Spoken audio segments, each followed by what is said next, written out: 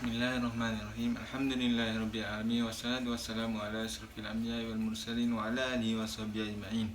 Assalamualaikum warahmatullahi wabarakatuh. Nama saya Muhammad Faiz bin Faizal, memegang kad menteri A174498. Pada hari ini saya ingin berkongsi dengan anda semua tentang perkembangan sekular hingga demokrasi. Dalam topik ini ada 7 perkara yang perlu difahami dengan baik sehingga sekular berkembang hingga demokrasi, iaitu yang pertama, secularism, liberalism, rationalism, humanism, human right, pluralism dan demokrasi.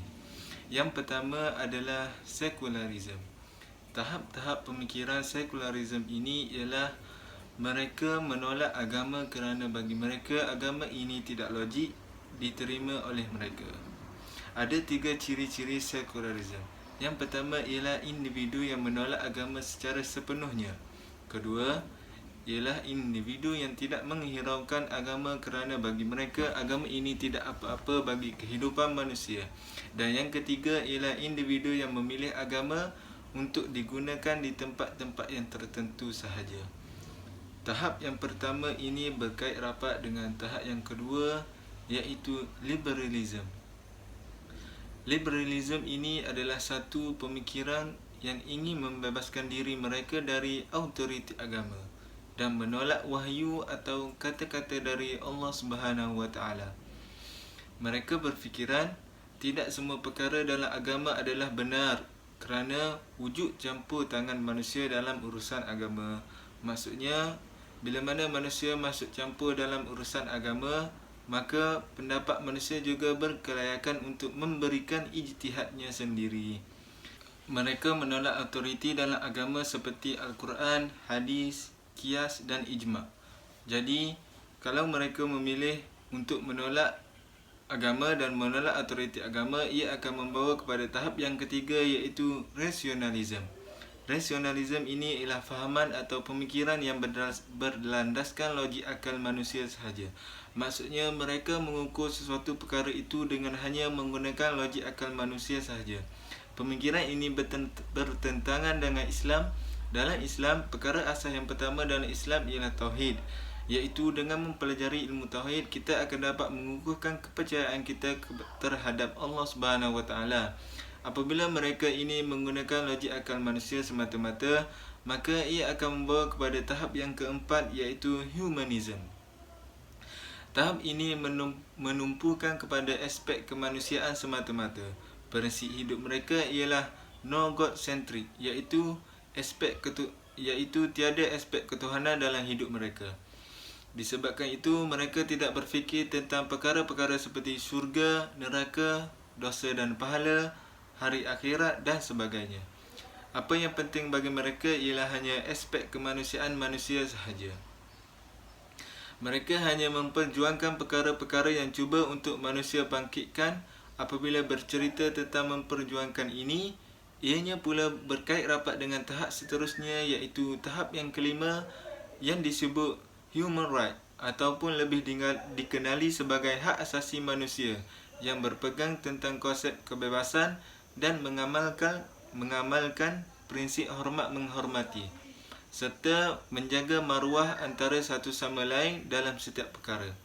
Namun, dalam hal ini timbul masalah tentang mereka tidak dapat bezakan yang mana satu hak manusia dan yang mana satu keinginan manusia semata-mata. Kalaulah hanya keinginan manusia semata-mata, kita tidak perlu melaksanakannya kerana keinginan manusia ini tidak ada batasnya. Tetapi hak manusia ini bermaksud perkara yang diperlukan untuk hidup. Contohnya, hak ini ada batasnya, tidak seperti keinginan manusia, dan jika keinginan manusia ini disamaratakan seperti hak-hak manusia, akan ada percanggahan di dalam kehidupan manusia. Perkara ini berkait rapat dengan tahap yang keenam, iaitu pluralism. Pluralism ini adalah mereka mengamalkan prinsip kesamarataan dalam kebenaran. Tiada satu pun agama yang benar bagi mereka di antara agama-agama yang lain, dan tiada pun hal yang salah dalam agama tersebut kerana mereka tidak mahu menimbulkan pergaduhan antara masyarakat. dan mereka menentukan yang mana benar, yang mana salah ialah dengan tahap yang terakhir, iaitu demokrasi. Setiap perkara yang cuba dibangkitkan oleh masyarakat ini, mereka akan memperjuangkan serta akan ditetapkan peraturan-peraturan dan undang-undang yang baru. Namun, dalam Islam, kita berpegang dengan prinsip wahyu serta hukum hakam yang telah ditetapkan oleh Allah SWT. Perkara ini adalah panduan untuk manusia gunakan di dalam kehidupannya, kerana Islam ini telah menjaga hak maqasid keperluan manusia. Sebab itulah kita memerlukan wahyu, kerana wahyu ini bersifat benar. Jadi, kesimpulannya, 7 perkara tadi berkait rapat antara satu sama lain. Oleh itu, kita sebagai umat Islam tetaplah teguh kepada Allah SWT dan mempelajari ilmu-ilmu Islam seperti tauhid, fiqh dan banyak lagi, supaya dapat mengukuhkan lagi akidah kita sebagai umat Islam. Ini kerana agama Islam ialah agama yang benar, dan agama Islam sahajalah yang diterima oleh Allah SWT. Jadi pada zaman kini banyak serangan-serangan sekularisme yang terdapat di Malaysia.